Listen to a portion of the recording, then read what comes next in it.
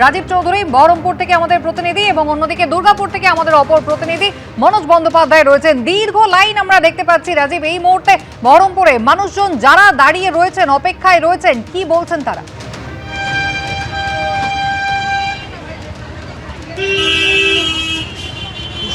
যে মানুষজন দীর্ঘ রোদের মাথায় নিয়ে কিন্তু দাঁড়িয়ে রয়েছেন, তাদের একটাই আশা যে ডিলিটেড হয়েছে তাদের নাম যদি আবার ফিরে আসে। শুধুমাত্র ভোট দেওয়া নয়, তাদের মধ্যে একটা আশঙ্কা দেখা দিয়েছে তারা আদৌ এদেশে থাকতে পারবেন কি না, এরকম একটা দেখা দিয়েছে। আর যে সমস্ত আমরা কয়েকটি পরিবারের সঙ্গে কথা বলেছিলাম যারা সরাসরি প্রশাসনিক কাজে যুক্ত রয়েছেন, কেউ পুলিশ অফিসার, কেউ স্কুল মাস্টার, কেউ সরকারি অফিসের কর্মচারী, তাদেরও নাম ডিলিট হয়ে গেছে। এবং অনেকেই যারা তারা ভোটার কাজে ভোট গ্রহণ কেন্দ্রের সঙ্গে তারা যে ভোট প্রক্রিয়ার সঙ্গে যুক্ত হয়েছেন, তারা ভোট গ্রহণ করতে যাবেন, যারা প্রিজাইডিং অফিসার, কাউন্টিং অফিসার, তাদের নামও ডিলিট হয়েছে। এই রকম একাধিক পরিবার, প্রায় হাজারে হাজারে মানুষ তারা বহরমপুরের যে ভূমি সংস্কার দপ্তরের যে ট্রেনিং সেন্টার রয়েছে সেখানে তারা উপস্থিত হয়েছেন। শুধু আজ নয়, কয়েকদিন থেকেই তারা এখানে তাদের নথি জমা দিচ্ছেন এবং তাদের শুধুমাত্র একটি ছোট চিঠি নিচ্ছে জায়গাটায়। এবং এই যে রয়েছে যে সমস্ত মানুষজন আছেন, আমরা তাদের সঙ্গে কথা বলার। দিদি, আপনি কোথা থেকে এসেছিলেন?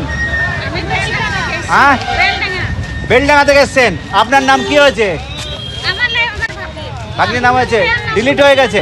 আমরা আরো কয়েকজনের সঙ্গে কথা বলবো। দাদা, আপনি কি জন্য এসেছিলেন?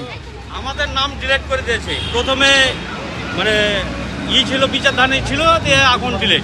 কোথায় বাড়ি আপনার? বাড়ি হচ্ছে আপনার লালগুলা, সাকিয়া নতুন। আচ্ছা, তা এই যে জায়গাটাতে আপনার কার কার নাম, আপনার বাড়ির কার কার নাম ডিলিটেড হয়েছে? আমাদের 4 ভাই বোনের নাম ডিলিট। আমাদের 6টা ভাই বোন, 2টোর নাম উঠেনি এখনো, আর 4টে ভাই বোনের উঠেছে, মানে 2টো ভাই 2টো বোনের 4টেরই ডিলিট। আপনারা কোথায় জন্মগ্রহণ, কোথায়? আমাদের সাকিয়া নতুন পাড়া।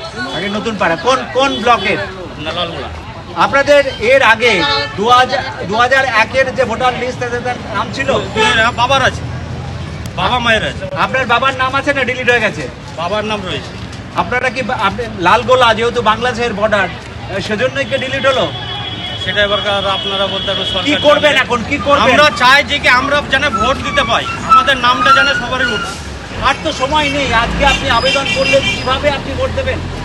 এখন কি করবো, এই তো আমাদের ডেটে এসছে 28 তারিখ, তারপরে এই অনলাইনের ব্যবস্থা ছিল না, আপনার এই কিছু ব্যবস্থা ছিল না।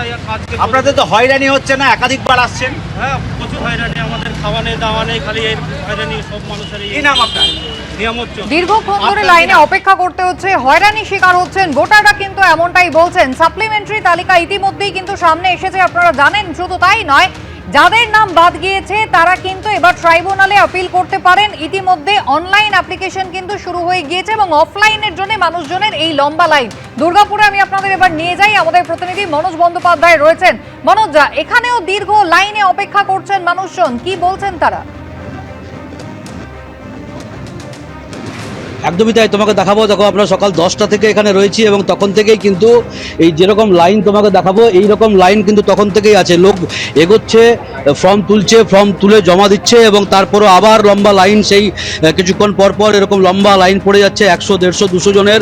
এবং এইভাবে ফর্ম ফিল আপ করে করে জমা দেওয়ার যে প্রক্রিয়া সেটা চলছে। তোমাকে দেখাবো যে এবং এখানে যাতে পরিস্থিতি গণ্ডগোল কিছু না হয় সেই কারণে পুলিশ যেরকম মোতায়েন রয়েছে, তেমনি কেন্দ্রীয় বাহিনীর জওয়ানরাও মোতায়েন রয়েছে। এই ভেতরে ঢুকে এখানে ফর্ম তোলা হচ্ছে এবং ফর্ম তুলে তারপর জমা দেওয়ার যে প্রক্রিয়া সেটা কিন্তু চলছে। তোমাকে দেখাবো বাইরে থেকে একবার যে কেন্দ্রীয় বাহিনীর জওয়ানরা এখানে মোতায়েন রয়েছে এবং এই লম্বা লাইন ভেতরে ঢুকছে এবং ভেতরেই এই যে লাইন পড়ছে সেখান থেকে ফর্ম তুলে সেই ফর্ম জমা দেওয়া এখানে বাইরে ফিল আপ করা হচ্ছে। তোমাকে দেখাবো সেই চিত্রও, যে বাইরে এইভাবে ফর্ম ফিল আপ করে এবং এখানেই ভেতরে যে জমা দেওয়ার প্রক্রিয়া, সেই জমা দেওয়ার প্রক্রিয়া সেখানে চলছে।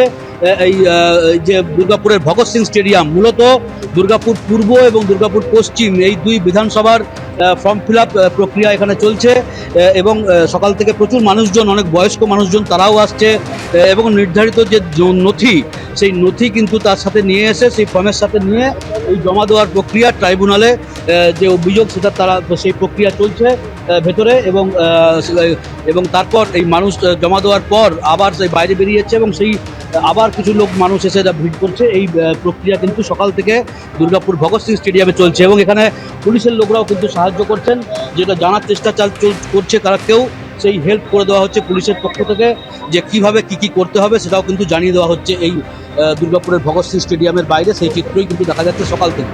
একেবারে মনোজ, ধন্যবাদ। রাজীব, তোমাকেও ধন্যবাদ। জেলায় জেলায় কিন্তু একই ছবি। এবার আপনাদের ক্যানিং এর ছবি দেখাবো। সেখানেও কিন্তু ট্রাইব্যুনালে আবেদন জানানোর জন্য মানুষ লম্বা লাইন দিয়েছেন। মহকুমা শাসকের দপ্তরে মনোনয়নপত্র জমা দিতে এসে নাম বাদ যাওয়া ভোটারদের সঙ্গে কথা বলেছেন ক্যানিং পশ্চিমের তৃণমূল প্রার্থী পরেশ রামদাস।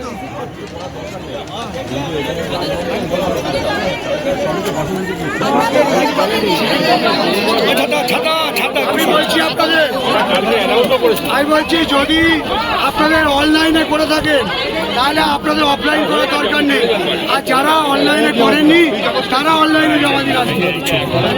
আর এই যেভাবে নাম বাদ দিয়েছে এসআইআরে, তার বিরুদ্ধে মুখ্যমন্ত্রী এবং অভিষেক বন্দ্যোপাধ্যায় আইনে যা যা ব্যবস্থা নেওয়া নিচ্ছে, আপনারা নিশ্চিত থাকুন অনলাইন থাকলে আপনাদের নাম উঠবে। তার জন্য যতদূর যাওয়ার কথা আমরা যাবো।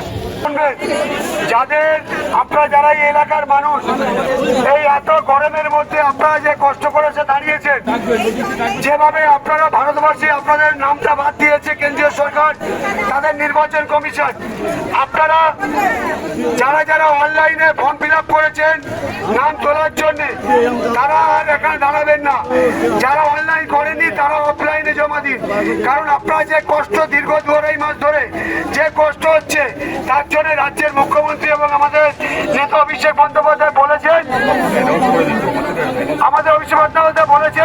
যে আইন যা যা ব্যবস্থা আমরা নেব আপনাদের সব রকমের আইনি সহায়তা দেওয়া হবে। মমতা বন্দ্যোপাধ্যায় কিন্তু আগেই এই আশ্বাস দিয়েছিলেন। আর এখানে দেখতে পাচ্ছেন ক্যানিং পশ্চিমের তৃণমূলের প্রার্থী পরেশ রামদাস, তিনিও কিন্তু সাধারণ মানুষের মধ্যে যাদের নাম বাদ গিয়েছে তাদেরকে সেই ভরসাই দিচ্ছেন। পাশাপাশি কৃষ্ণনগরের ছবি দেখছেন, কাতারে কাতারে মানুষ, তারা কিন্তু অপেক্ষা করছেন, হাতে ফর্ম রয়েছে, অফলাইনে এরা ফর্ম ফিল আপ করে জমা দিতে এসেছেন। এবিপি আনন্দ, এগিয়ে থাকে, এগিয়ে রাখে।